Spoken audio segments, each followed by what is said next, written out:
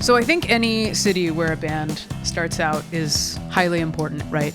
You're playing your first few gigs, paying your dues. Boston informed a lot of our attitudes about things. It's the place that Aloud was founded. It's the place we cut our teeth in. It's the place we met Charles, who's such an important part of Aloud. But we love the big city, where the sidewalks paved with dreams. To be able to go to a place like Boston with such a rich musical history, with so many bands there, you learn to adapt and get better at stagecraft and get better at songwriting and get better at telling people to fuck off.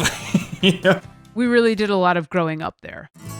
The winter was that 2015 at this point? Brutal. That winter was the one where we were like, I don't know what you're doing, but I'm moving to LA.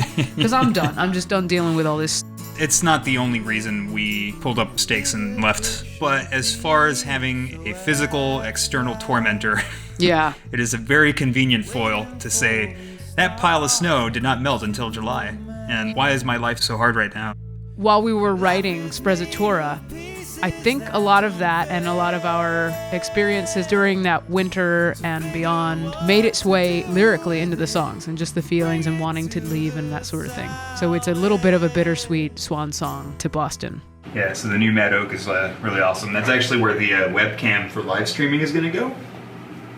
And here's the bathroom. Knowing that this was probably going to be the last record we made as a Boston band, of course we wanted to go back to Mad Oak to record there and record with Benny, who is one of our best friends. We also just have this really easy musical relationship. The first time we met Benny years ago at the first ever session we did with him, right from the get-go, he was already giving us shit. And we were giving shit right back to him. Like, it's one of those things within 5 minutes we already knew. Yeah, there was already sort of an established rapport. Like, we'd known each other for a long time, you know? It was important to us, apart from it being a really good record, for it to be a really fun record to make.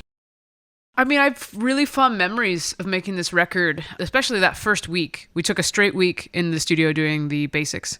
Everybody was just there to make a record. We weren't multitasking, you know, doing a bunch of different things. Like we were just there to track and get this thing done. Sha-la-la, ooh, ooh, ooh. Sha-la-la, ooh, ooh, ooh. It's been so long since I've seen the sun. Yeah, it's all fun and games.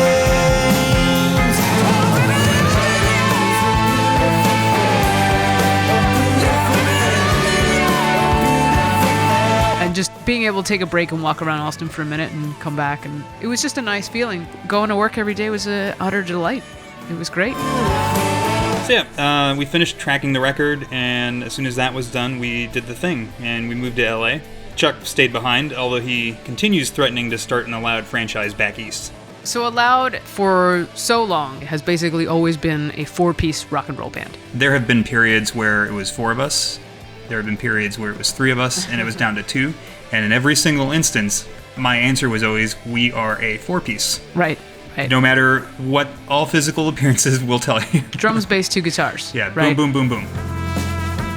We knew we'd have to have a horn section with us for these shows. Sprezzatura, it's already so much bigger than any other record we've made prior. And in order to capture that on stage, we knew we at least had to have a 2-piece horn section up there with us. We ended up nailing right away the band that you see before you now.